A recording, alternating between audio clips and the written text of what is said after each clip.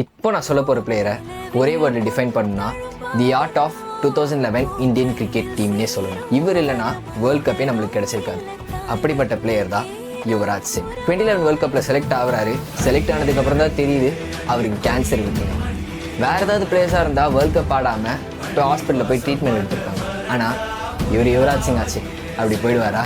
மொத்த வேர்ல்ட் கப்பும் ஆடுறாரு, man of the series வாங்கினாரு. அது நடுவில் வெஸ்ட் இண்டீஸோட ஒரு மேட்ச்சில் கிரவுண்ட்லேயே ரத்தம் வாந்தி எடுத்தார். கோச், அம்பையர் எல்லாருமே போய் ரெஸ்ட் எடுப்பான்னு சொன்னாங்க.